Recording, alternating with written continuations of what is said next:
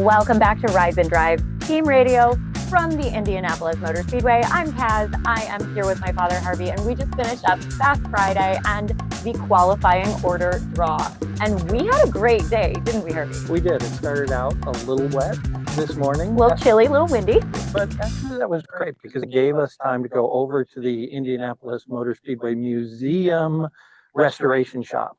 And we got to hang out with the folks there and see them working on some of the cars that are going to be driving in the parade laps next week. We actually got to see them start Bobby Rahal's 1986 March 86C that will be running. Bobby's going to be driving that. So that was super cool. And we probably wouldn't have done that if the rain hadn't come. Our timing on that was just perfect. We walked into the restoration shop. They gave us a quick tour, and then all of a sudden some guys just started up the car.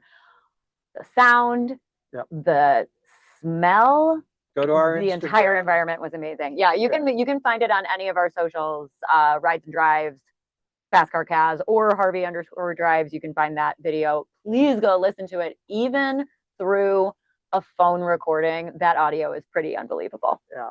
So let's talk about Fast Friday and actually cars on the track, because we were here, got to see cars with the boost up today, the additional 90 to 100 horsepower. So they were running some pretty incredible speeds today. Mm-hmm.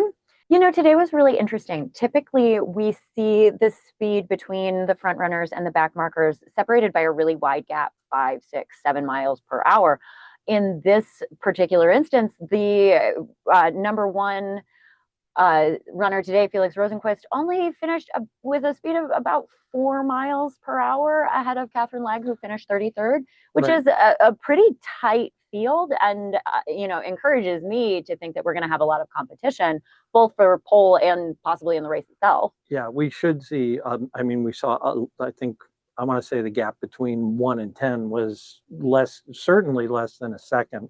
So those front runners are very tight. There is really a lot up in the air today about what's going to happen tomorrow, which is kind of cool. I mean, we did learn that speeds are pretty quick. These cars today were running as fast as they qualified in the race last year, pretty much. So, and faster, I think, Felix's speed was half a mile per hour quicker than Robert Schwartzman did to sit on the pole. Although we do have to keep in mind that Felix's time was a 1-lap average, not the 4-lap average that Robert set last year. True. The first lap is very, very often quite a bit faster, but Felix still came in 6th in a 4-lap simulation. And keeping in mind, a qualifier simulation today, you are still dealing with traffic to an extent. Right. Sometimes you're going to get a tow somewhere. Felix said he did. He got a tow off of Joseph Newgarden, he believes, on his 4th lap that helped him out a little bit. He said he still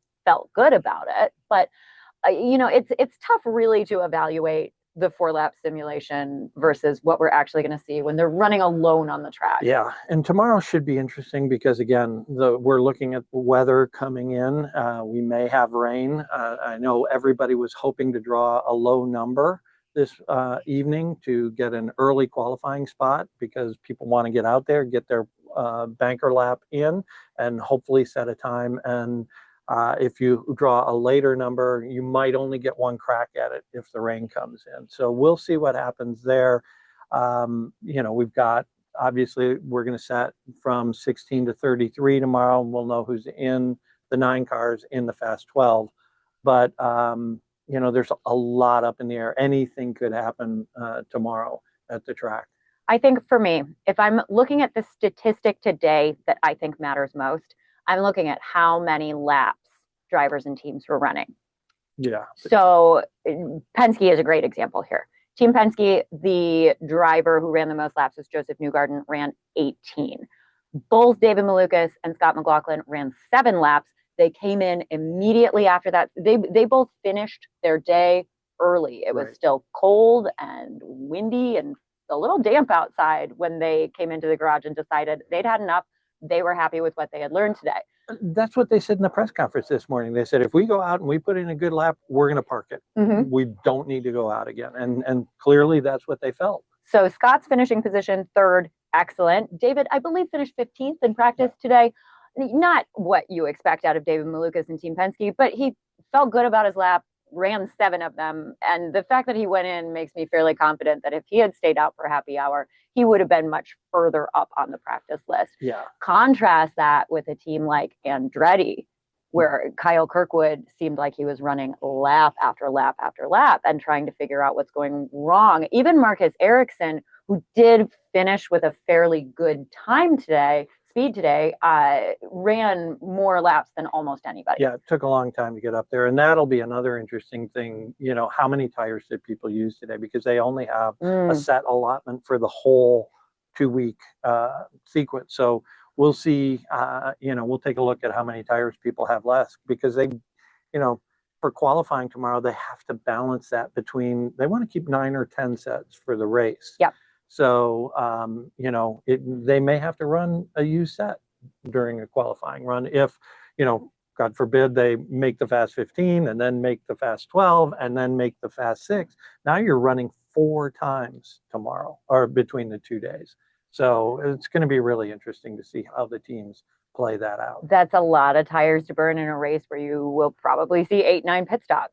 And you'll want a really good allotment of tires to be able to use in the race. I know you can put on a scrub set and go for it, but gosh, you want to make sure that your tire advantage is as good as possible all day next week.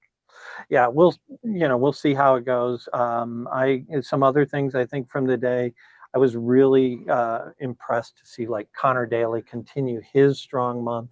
I think Dreyer Reinbold and those guys have put a really good car under him. So we'll see what Connor can deliver tomorrow during qualifying. Speaking of Connor, they do the draw in public outside of the pagoda. It's really fun. The crowd gets very into it. I think he got the biggest cheer today, even maybe bigger than Pato. Probably, local hometown guy, right? Makes good. So yeah, that was pretty interesting. Any other surprises for you where people ended up today? Rinus VeeKay, did a really fantastic job today. I certainly didn't expect to see him in the top 10 out of practice today. I'm really happy for him, and should have written down those draw numbers, but believe he's also qualified. I believe he's running early, which all of the drivers who we talked to suggested that was what you wanted to do. Get out early, put a time in. If the weather gets a little hinky, you've gotten a good time in already. Right. Other fun thing that happened today, you got a chance to talk to Catherine Legg on pit lane. So talk a little bit about that and what it meant to you to meet her. Yeah, I mean, look, as a young woman who's interested in motorsport, unfortunately, we don't have as many heroes to look to as young boys do. That's just the way the world is right now. Catherine has been an inspiration to me for a long time. On a personal level, seeing her drive this race is always exciting for me. Being able to talk to her was wonderful. She was incredibly gracious. I interrupted her with some fans to ask her if I could get a quick question in, and she said, "Go on then." I couldn't help but smile, and I'm still kind of riding that high a little bit. So thanks, Catherine. That's great. So we had a great day here on Fast Friday. It was a long day because of the rain. Everything got pushed back, and we're about to get kicked out of the media center. We're in a sound booth here recording this podcast. That's why it looks so weird. But we really appreciate your hanging with us. We'll get this thing posted right away, and really hope you enjoy the coverage we've brought to you today, and look forward to bringing a lot more in over the next 2 days of qualifying. Guys, I know I keep hammering the social channels, but keep following them. I think between the two of us, we posted some 20 short videos today. Instagram, Facebook, TikTok, you find us on all of those places. Harvey_Drive, Fast Car Kaz, Rides and Drives Team Radio. So for Rides and Drives Team Radio, I'm Harvey, she's Kaz, and we are out for the night.